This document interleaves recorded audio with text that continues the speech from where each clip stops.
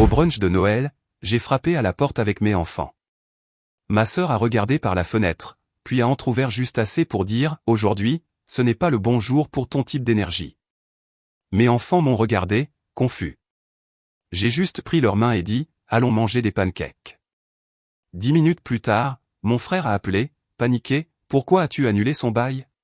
Avant de continuer l'histoire, n'oublie pas de t'abonner à la chaîne et d'activer la cloche pour ne rien manquer de la suite. Et dis-nous en commentaire d'où tu nous regardes, on lit tous les messages avec attention. Au brunch de Noël, j'ai frappé à la porte avec mes enfants, l'une dans une robe rouge scintillante, l'autre serrant une carte de vœux froissée qui disait « Joyeux Noël Tati ». Ma sœur a jeté un œil par la fenêtre givrée, son visage à moitié dans l'ombre de la guirlande dorée suspendue au-dessus. Puis elle a entrouvert la porte d'A accent grave peine quelques centimètres. Le froid m'a frappé le visage plus durement que ces mots. Aujourd'hui, ce n'est pas le bon jour pour ton type d'énergie, a-t-elle dit. Sa voix était douce comme du sirop, mais ses yeux étaient des couteaux. Je suis resté là, clignant des yeux. Pardon ? Elle a regardé au-delà de moi, comme si je l'empêchais de voir quelque chose de mieux. On essaie de garder une ambiance positive. Tu amènes toujours des problèmes. Ma fille a murmuré, papa. J'ai baissé les yeux vers eux, leurs joues rougies par le froid, tendant des cadeaux faits main. Mon fils s'est rapproché de moi, il ne comprenait pas. Moi non plus. J'ai juste esquissé un sourire crispé, contrôlé. Allons manger des pancakes, ai-je dit. Je me suis retourné sans un mot de plus, le craquement de mes bottes sur le gravier de l'allée. Je n'ai pas tressailli quand elle a refermé la porte derrière moi. Je n'ai pas regardé en arrière quand la couronne est tombée du clou et a heurté le sol. 10 minutes plus tard, alors que nous étions assis dans un restaurant presque vide, à colorier des sets de table en papier et à siroter du chocolat chaud, mon téléphone a sonné. C'était mon frère, qui hurlait. Bordel, qu'est-ce que tu as fait? Pourquoi as-tu résilié son bail? Je m'appelle Marcus et d'où que vous regardiez, restez avec moi, parce que je n'ai pas résilié son bail. Du moins, pas ce jour-là. Avez-vous déjà été traité comme un chien errant par les mêmes personnes que vous aviez nourries? Je n'avais pas touché à ce bail depuis plus d'1 an, mais devinez ce qui était à mon nom. Mon argent, mon appartement, sa vie. Tout cela bâtit sur mon silence. Et j'en avais marre de me taire. Alors je me suis adossé, j'ai regardé mes enfants et je l'ai finalement dit à voix haute, elle l'a bien cherché. Quelque part, j'ai entendu le crépitement d'une mèche se consumant avant la détonation. Je ne savais juste pas encore quelle serait l'ampleur de l'explosion. Marcus, règle ça, maintenant, a aboyé mon frère au téléphone. Je n'ai pas sourcillé.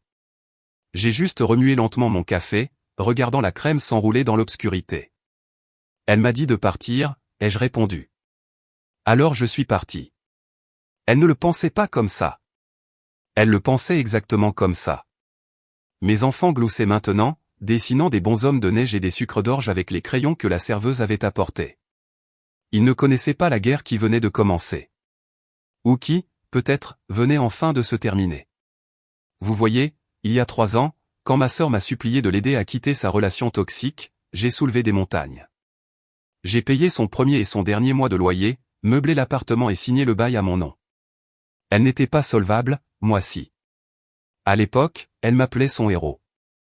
Mais peu à peu, elle a cessé de m'appeler tout court, sauf quand elle avait besoin de quelque chose. Avez-vous déjà remarqué comment certaines personnes ne vous voient que lorsque vous êtes utile? Elle n'a jamais payé le loyer. Pas une seule fois.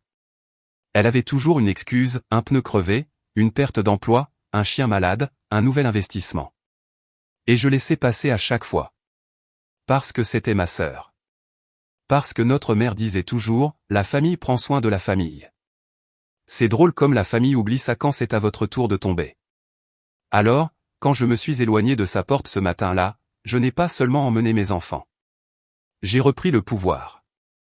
J'ai appelé le propriétaire, je lui ai dit de résilier le bail avec effet immédiat.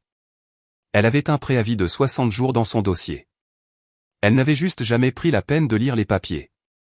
J'ai regardé ma fille étaler du sirop partout sur son assiette en riant. Mon fils a levé les yeux vers moi et a demandé, « On va quand même ouvrir les cadeaux avec Tati ?» J'ai souri doucement. Non, mon grand. Pas cette année. Ce soir-là, j'ai reçu une série de textos d'elle. Tu me mets à la porte. Tu as gâché Noël pour tout le monde. Espèce de monstre. Je n'ai pas répondu. Elle pouvait transformer les larmes, la culpabilité et même toute la famille en armes, mais elle ne pouvait pas toucher à ma paix. Puis est arrivé le message vocal de notre mère, amer et bas. Je ne sais pas ce qui te prend, Marcus, disait-elle. Tu l'as humilié devant tout le monde. Peut-être qu'il est temps que tu grandisses et que tu arrêtes de te comporter en victime. C'était un comble. Ils ne m'ont jamais vu comme une victime quand je payais leurs factures. Ils voyaient juste une banque dans une peau d'homme. Alors j'ai fait ce que font les banques quand il n'y a pas de retour sur investissement, j'ai fermé le compte. Et les frais de découvert ne faisaient que commencer. L'appel est arrivé le lendemain matin. Un FaceTime de groupe. Ma mère, mon frère et ma sœur, tous entassés sur un seul écran, comme s'ils tenaient un tribunal. Ma sœur avait les yeux gonflés. Elle reniflait de façon théâtrale, un mouchoir à la main. Marcus, comment as-tu pu? Ma mère s'est penchée vers la caméra. Tu as humilié ta sœur le jour de Noël. Quel genre d'homme fait ça? J'ai fixé l'écran une seconde, puis j'ai retourné la caméra pour qu'ils puissent voir mon salon. Des cartons empilés contre le mur, mes deux enfants assis tranquillement, regardant des dessins animés. La seule famille à qui je devais quelque chose. J'ai retourné à nouveau la caméra. Vous voulez dire, après qu'elle m'a dit que je n'étais pas le bienvenu? Après qu'elle a claqué la porte au nez de mes enfants? Elle ne le pensait pas comme ça, a marmonné mon frère. Elle le pensait exactement comme ça. Ai-je craqué? Et vous l'avez tous laissé faire. Ma mère a plissé les yeux. Elle traverse une période difficile. J'ai ri, un rire sec et sans humour. Une période difficile financée par mon salaire. J'ai couvert son loyer, les mensualités de sa voiture, et même ses foutues journées au spa. Et à la seconde où j'avais besoin d'un peu de chaleur, elle m'a transformé en virus. Ne sois pas dramatique, a dit mon frère. Je suis précis. Puis ma sœur a fondu en larmes. Tu ne sais pas ce que c'est. J'ai essayé de tout maintenir à flot et toi, tu m'abandonnes. Qu'est-ce que je suis censé faire maintenant? Je l'ai regardé droit dans les yeux.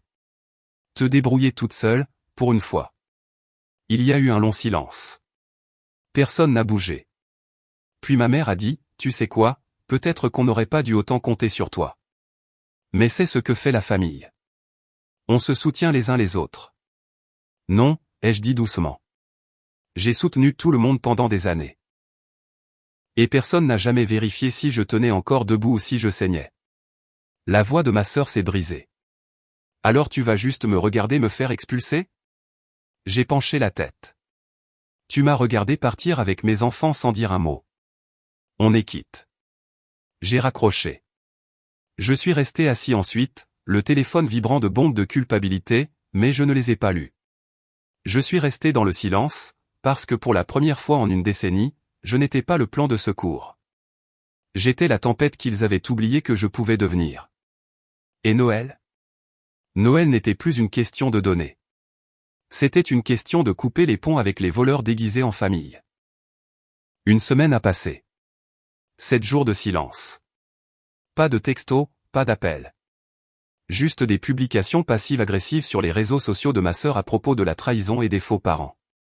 Les commentaires étaient pleins de sympathie, reste forte, ma reine, tu mérites mieux, la famille peut être si toxique. Elle jouait la victime comme d'un piano, et Internet était le public parfait. Pendant ce temps, je gardais les preuves. Virement bancaire, contrat de bail, capture d'écran. Je ne préparais pas une guerre, mais s'ils en voulaient une, j'apporterais des frappes aériennes. Puis j'ai reçu un email du propriétaire. Objet, animaux non autorisés, dégâts. Rapport d'inspection finale en pièces jointes. Il y avait des photos, un appartement dévasté. Des griffures de chiens sur le sol, des taches de vin sur la moquette, des portes de placard cassées. Des milliers de dollars de dégâts, le tout à mon nom. Elle ne s'était pas contentée de vivre à mes crochets, elle avait saccagé l'endroit. Et soudain, j'ai tout vu clairement. Ce n'était pas seulement de la négligence, c'était un sentiment de droit. Elle croyait pouvoir tout détruire parce que je nettoierais derrière elle. Alors je suis allé à l'appartement. Elle n'était pas là, mais ses affaires-ci. Des chaussures de créateur dans l'entrée, du maquillage éparpillé dans la salle de bain, de fausses citations de motivation scotchées au frigo, soit l'énergie que tu veux attirer. J'ai ri aux éclats. J'ai ouvert un tiroir et trouvé des factures qu'elle n'avait jamais payées, des lettres qu'elle n'avait jamais ouvertes. L'une d'elles était une offre d'emploi, vieille de 6 mois. Refusée. Elle ne voulait pas la stabilité. Elle voulait un sponsor. Et moi, j'avais été son sponsor officiel, sans aucun avantage. En sortant, un voisin m'a salué. Elle a de la chance d'avoir un frère comme vous, a-t-il dit. J'ai souri. Elle avait. Ce soir-là, j'ai mis ses affaires dans des cartons et j'ai payé une entreprise de déménagement pour les déposer chez nos parents. J'ai joint une note, elle avait besoin d'un système de soutien. Je n'en suis plus un. Bonne chance. 1 heure plus tard, ma mère a appelé, furieuse. Tu essaies de ruiner sa vie? J'ai parlé lentement. Non. Je la laisse vivre celle qu'elle s'est construite. Elle ne mérite pas ça. Elle ne méritait pas le bail non plus, mais elle l'a eu, n'est-ce pas? Clic. Le silence, encore. Mais cette fois, il n'était pas douloureux. Il était pur, comme la première bouffée d'air après une tempête. Parce qu'il y a une différence entre être nécessaire et être utilisé. Et j'en avais fini d'être sa béquille. Désormais, elle marcherait seule, ou elle tomberait sans personne pour la rattraper. Ils ne sont pas venus pour le nouvel an. Ni ma mère, ni mon frère, pas même un texto de ma sœur. Il n'y avait que moi, mes enfants, 2 chapeaux de fête et quelques confettis collés à nos chaussettes toute la semaine. Et honnêtement, c'était paisible. Pas besoin de marcher sur des œufs, pas de faux sourires, pas de prétendre que je ne me sentais pas invisible dans des pièces pleines de gens qui partageaient mon ADN. Mais le silence n'a pas duré. Le lendemain matin, une lettre est arrivée d'une agence de recouvrement. Total dû pour les dégâts de l'appartement, 6 742,56 $. Et devinez quel nom figurait sur le contrat. Le mien. J'ai fixé le chiffre, puis j'ai appelé ma sœur. Directement sur sa messagerie vocale. J'ai envoyé un texto, tu as saccagé l'endroit, c'est à toi de payer. Pas de réponse. 1 minute plus tard, j'ai regardé sa story Instagram.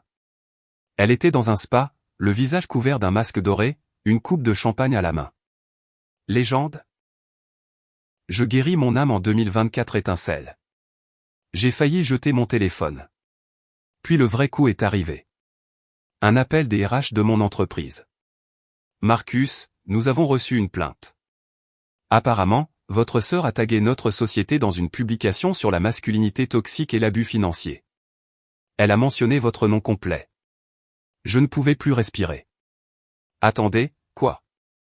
Elle insinue que vous lui avez coupé les vivres pour la punir. Nous avons juste besoin de votre version des faits. Mais je ne l'ai pas laissé finir.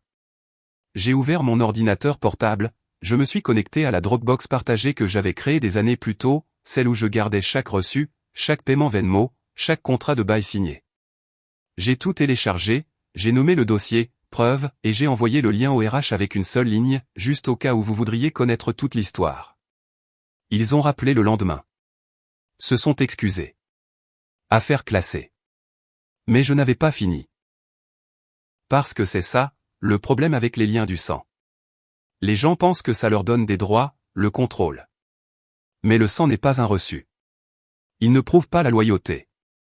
Il prouve juste l'origine. Et l'origine ne signifie pas la propriété. J'ai publié ma propre histoire. Pas pour dénoncer, pas par vengeance. Juste une vérité. Quand quelqu'un que vous aimez utilise votre gentillesse comme une arme, ça vous change. Je pensais que le silence était une force, mais maintenant je sais que le silence est une permission. C'est devenu viral. Des gens m'ont contacté. Des inconnus m'ont dit qu'ils se sentaient compris. Et pour la première fois, je me suis senti entendu. Pendant ce temps, ma sœur, elle, est devenue silencieuse. Elle ne s'attendait pas à ce que je parle. Elle ne connaissait que la version de moi qui payait les factures et avalait la douleur. Elle était sur le point de rencontrer quelqu'un de nouveau. 1 semaine plus tard, mon téléphone a explosé. Pas un appel, pas un message. Un tag. Quelqu'un avait partagé mon fil de discussion sur une plateforme majeure. Le frère silencieux qui a finalement craqué. Des milliers de commentaires, de partages. Un soutien de personnes qui avaient porté leur famille comme des cercueils. Et puis, des captures d'écran ont commencé à faire surface. Pas les miennes. Les siennes. De vieux tweets, des publications Instagram où elle se vantait de ne pas payer de loyer, de se frayer un chemin dans la vie par la ruse, des pigeons qui pensent qu'être gentil signifie être faible. Ce n'était même pas privé. Elle n'avait jamais pensé que quelqu'un y regarderait de trop près.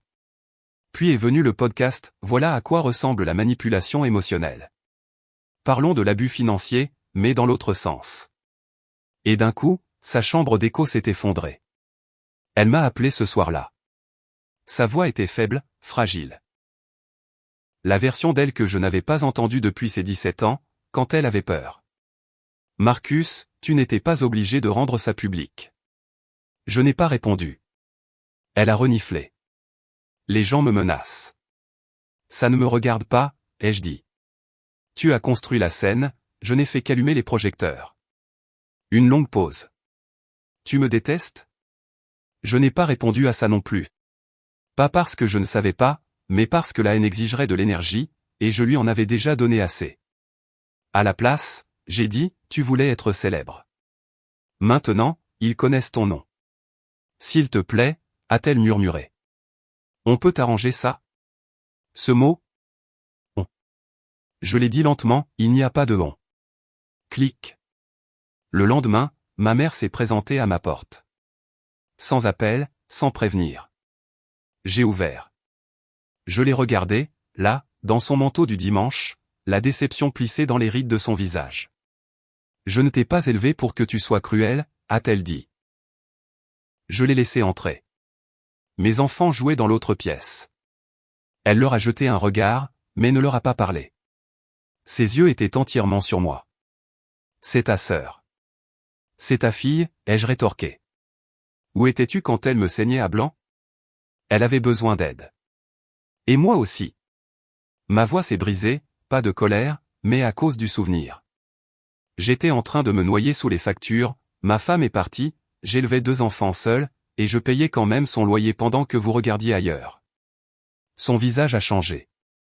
Quelque chose s'est adouci. Je ne savais pas, a-t-elle murmuré.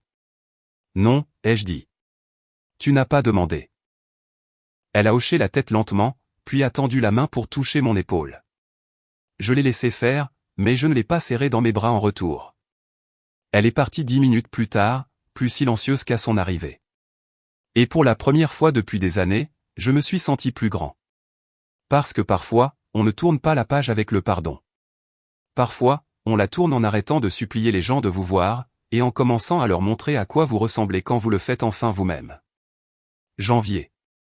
Assez froid pour que le souffle devienne visible, comme le passé essayant de vous hanter une dernière fois. J'étais assis dans ma voiture, devant l'immeuble pour lequel je payais, celui que ma sœur appelait le sien. L'avis sur la porte était assourdissant dans son silence, expulsion finale. Changement de serrure prévu aujourd'hui. Je n'étais pas venu pour jubiler. J'étais venu pour mettre un point final. Elle avait ignoré chaque avis, chaque appel du gérant de l'immeuble, chaque tentative de régler les dégâts. Sa fierté était plus forte que sa logique. Elle pensait pouvoir s'en sortir en manipulant son monde, encore une fois. Mais la réalité ne lit pas vos tweets.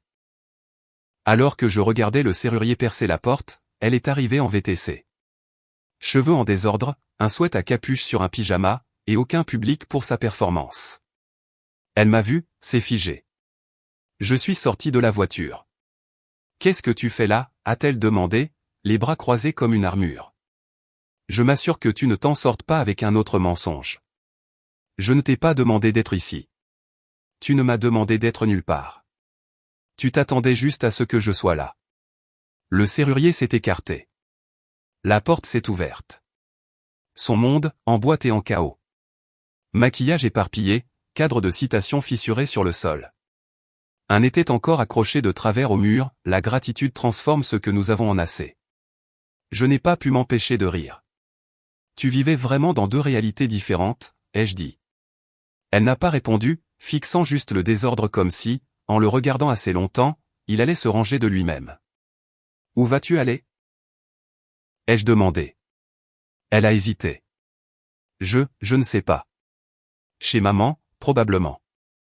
Je suis sûr qu'elle te fera sentir comme un fardeau en moins d'une semaine, ai-je dit. Pourquoi tu me détestes, a-t-elle demandé doucement. Je ne te déteste pas, ai-je dit d'une voix neutre. Je déteste la version de moi que je suis devenue pour continuer à t'aimer.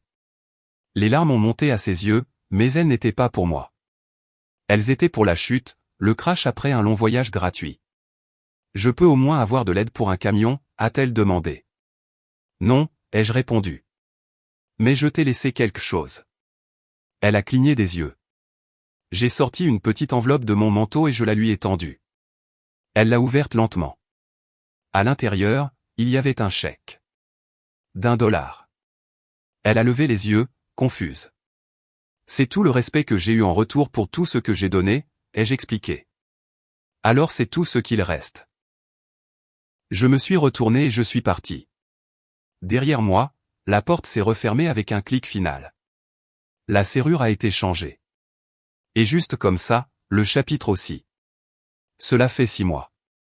Le silence est différent maintenant. Pas lourd ou amer. Juste honnête. Mon téléphone ne sonne plus à toute heure. Mon compte en banque ne se vide plus par des mains invisibles. Je me réveille en sachant que chaque dollar que je gagne appartient aux personnes qui comptent, moi et mes enfants. La semaine dernière, ma fille m'a demandé, on est toujours en colère contre Tati? J'ai souri. Non, ma chérie. On en a juste fini. Parce que c'est ça, la chose que personne ne vous dit. La vengeance n'est pas toujours le feu et la fureur. Parfois, c'est l'absence. Parfois, c'est de s'éloigner avec sa paix intérieure intacte, pendant qu'ils essaient d'utiliser comme une arme le vide que vous avez laissé. Ma sœur a bien emménagé chez notre mère, mais ça n'a pas duré. Apparemment, la complicité est plus facile à distance. Maintenant, elle vit chez une amie, publiant toujours des messages vagues sur la trahison familiale et sur la façon dont les femmes fortes renaissent de leurs cendres. Je ne la corrige pas. Je ne cours plus après la vérité. Parce que les gens qui ont besoin de mentir pour faire tourner leur monde ne valent pas la peine d'être entraînés dans le vôtre. Mon frère s'est finalement excusé. Il a dit calmement qu'il n'avait pas réalisé à quel point c'était grave, qu'il pensait que j'étais juste dramatique. J'étais en train de me noyer, lui ai-je dit, et vous vous disputiez pour savoir si je faisais des vagues. Il a hoché la tête. Nous reconstruisons, lentement. Sur la vérité, pas sur la culpabilité. Ma mère n'a toujours pas complètement changé d'avis, mais elle a arrêté de la défendre. C'est peut-être sa façon de dire désolé, en ne disant rien du tout. Et moi? J'ai commencé un nouveau travail. De meilleurs horaires, plus de temps avec mes enfants. Je les emmène bruncher tous les dimanches maintenant. Pancake, extra sirop. Pas de sonnette, pas de rejet. Juste nous. Dimanche dernier, mon fils m'a donné un dessin au crayon. C'était notre maison, un petit bonhomme allumette, moi, au milieu, tenant 2 mains plus petites. Au-dessus, avec son écriture tremblante, nous sommes en sécurité ici. J'ai fixé le dessin pendant un long moment. En sécurité. C'est le mot dont j'ignorais avoir besoin. Pas aimé, pas apprécié. Juste en sécurité. Si vous regardez ceci et que vous avez déjà eu l'impression que votre loyauté était une laisse, que votre gentillesse était une faiblesse sur laquelle il n'arrêtait pas de tirer, considérez ceci comme votre autorisation de sortie. Vous avez le droit d'arrêter. Vous avez le droit de partir. Vous avez le droit de choisir la paix, même si cela les laisse dans la confusion. Parce que la famille, ce n'est pas ceux avec qui vous êtes nés. C'est ceux qui ne bronchent pas quand vous tombez, qui ne disparaissent pas quand vous dites non. Et parfois, la chose la plus aimante que vous puissiez faire est de laisser la porte se fermer.